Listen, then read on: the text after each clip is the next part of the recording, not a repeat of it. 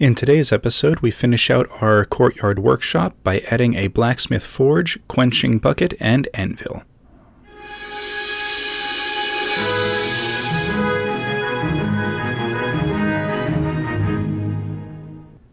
Alright, so for our materials today, we're going to use a couple things, starting off with a LED flicker tea light candle. I found this at the Dollar Tree. You can find them at a couple of different places. Some popsicle sticks, a kind of rounded chopstick, but any kind of wood would work for this application.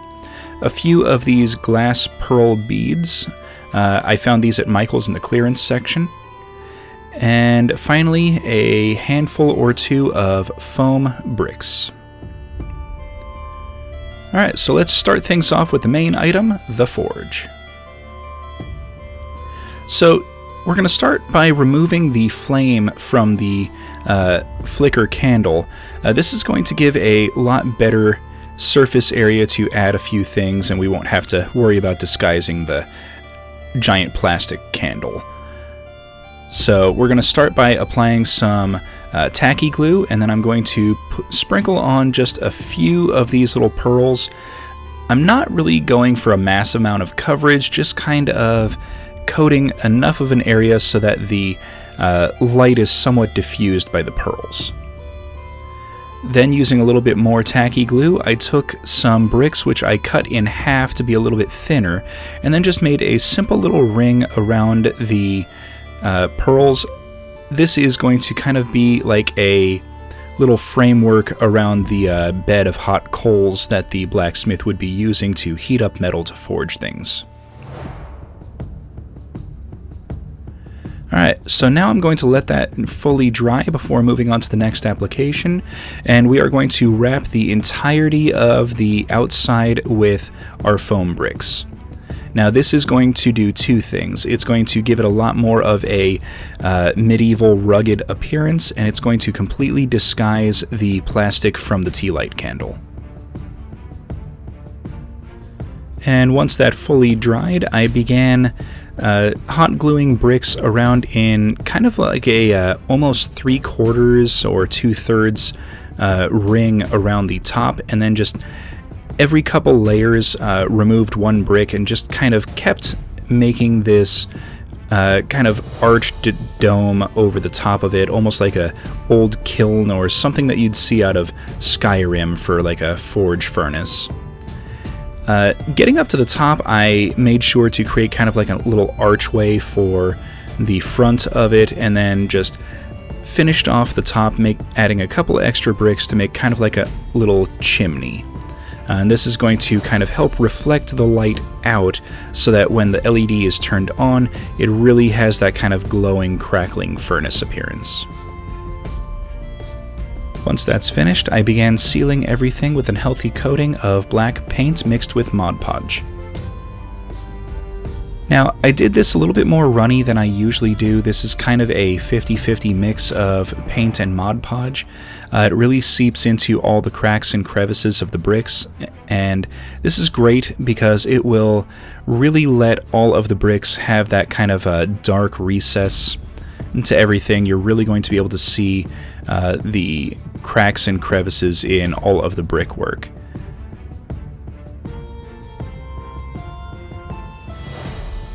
Now, once this dries, it's going to be a lot more durable, and all the foam will be considerably more solid.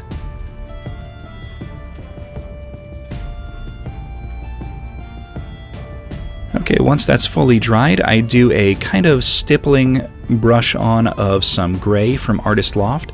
This is going to be our base color. Now, I'm trying hard not to fill all of the crevices, just getting as much of the top layer as I can. This way, we still have those nice little dark recessed shadowed areas that the black paint kind of helps to highlight.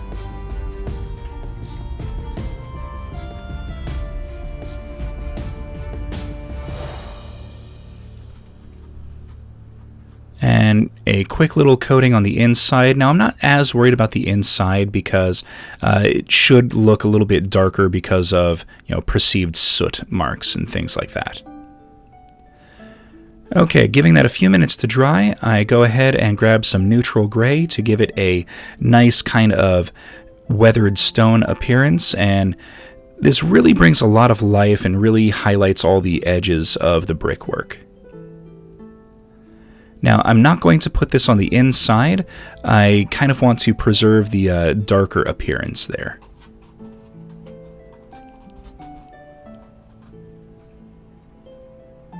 And then to add just a few more highlights and a little bit more weathered appearance, I'm going to do a quick little dry brushing of warm gray. Now this is really just to highlight the edges. I'm not going side to side, I'm just pulling from the top down, and do a little bit of a stipple dry brush on the inside. Next, I applied a double coating of Artist Loft Orange to all of the glass pearls. This gives it a nice kind of baseline for the hot coals. And then stipple on a little bit of the orange, kind of lightly on the inside. This gives it that kind of glowing light effect. Then to add just a little bit more accent and a little bit more color for when the LED is turned off, on a few of the coals I do just a little bit of deep red on the top of them, just to give it that kind of double color appearance.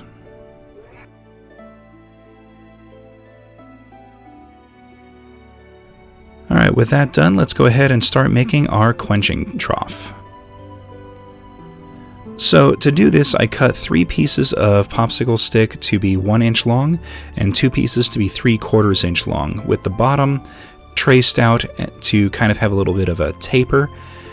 This is just wide enough on the bottom of the taper to fit a popsicle stick or craft stick running lengthwise. You'll see what I mean in just a moment.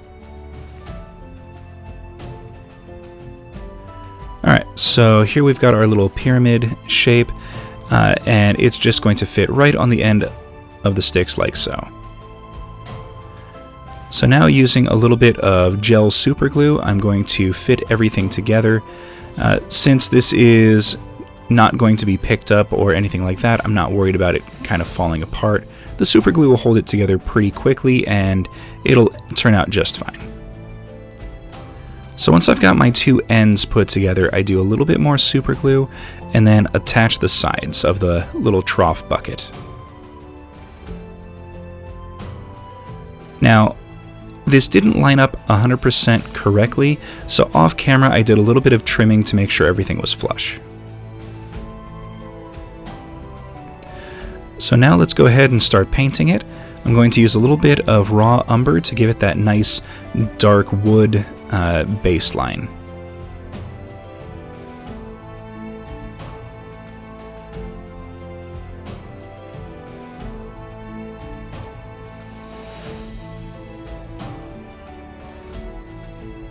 And then once that's dry, I do a dry brush of raw sienna to kind of give it that processed rough wood look and appearance.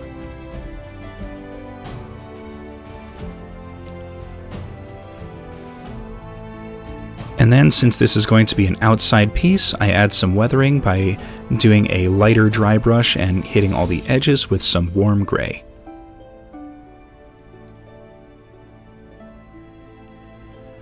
Next, to add some water, I coat the bottom 2/3 of the trough with some hot glue that I thought was going to be clear, but this ended up solidifying and being a lot more opaque than clear. I don't do anything with it in this video, but you can touch it up by painting it blue. Alright, so now let's go ahead and make our anvil. So I thought for a while on what to do for an anvil, and I stumbled across these at a hardware store. These are what's called masonry nails, and they've got this really nice head on them that when I saw it, I thought, that is it. That is what I need for my anvil. So I bought a box of them, brought them home, and then using a grinding wheel, chopped about a 3/4 inch piece off the top. Now, I will give you a bit of warning. I don't recommend this if you don't have something like a cutoff wheel on a Dremel or a grinding wheel. This is a very tough material to get through. So now we need to disguise the bottom, and I took that chopstick and then split it in half so that I have a rough kind of area exposed. And then using the bottom of the anvil section as a guide, I trimmed a few pieces off. Then using some hot glue, I attached them around the base, doing a complete wraparound. Then off camera, I did a little bit of trimming with a utility knife just to kind of make sure everything was flush all the way around. And then the areas that were a little too smooth, I scored back in some lines just to kind of give it that rough and beat up and worn appearance. Alright, so here we go. Let's go ahead and get this all painted up.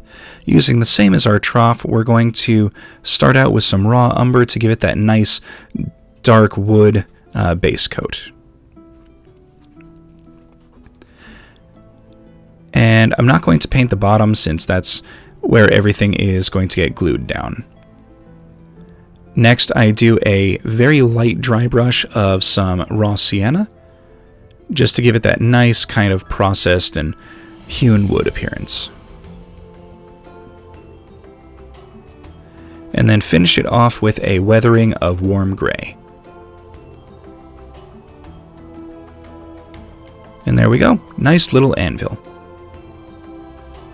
Alright, so now let's put the whole thing together inside of our courtyard.